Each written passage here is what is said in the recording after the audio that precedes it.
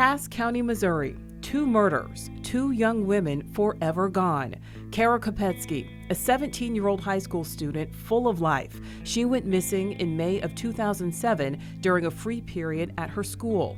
Jessica Runions, a 21-year-old just starting life as an adult. She disappeared nearly 10 years later in September 2016. Friends and family never heard another word from either young woman.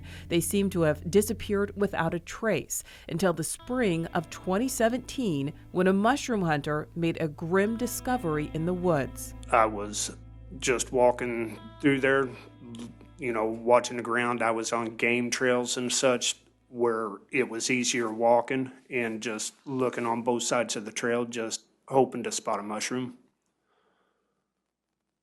Did you? No. What did you spot? I found a skull. Investigators descended on the area. The next day, a second skull discovered about 25 yards from the first. The medical examiner's office would confirm what the families of the 2 missing young women had feared. The remains of Kylr Kopetsky and Jessica Runions had been found. So what's the link between Kara and Jessica, 2 girls who did not know each other and disappeared nearly a decade apart? Their connection is this man, Kylr Yust. Kara dated Yust, and just days before she went missing, the 17-year-old filed a restraining order against him, saying Yust was violent, that he kidnapped her, threatened her with a knife, told her he'd slit her throat. Days after she filed that protection order, Kara disappeared. When Kara tried to end her relationship with Yust due to his abuse, Yust said, "If I can't have her, no one can." Jessica also dated Yust, although they were not a couple when she disappeared after they left a party together.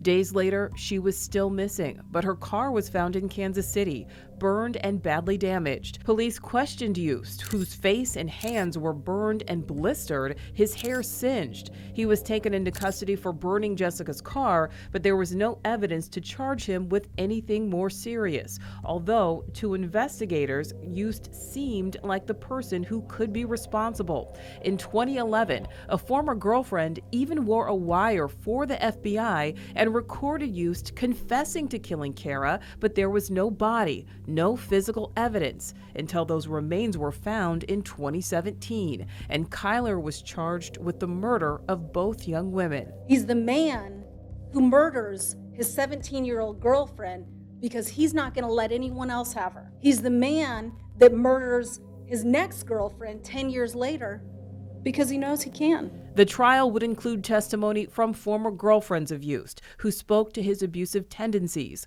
one alleging Kylr had killed 3 kittens in front of her. Even Yust himself, who at one point placed the blame on his deceased half-brother Jessup Carter, who died by suicide behind bars in 2018 while he was being held on an arson charge. And you put your hands around Kara's neck and you strangled her. And you took her last breath, you watched her eyes roll back in her head, and you stared at her as that happened.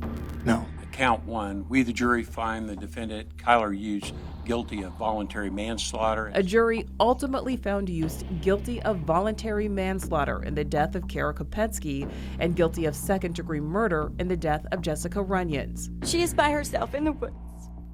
7 months we searched. I don't get to walk my daughter down the aisle and see her be married and be a mother. For the families, Yust's time in prison will only provide some solace for their lifetime of pain.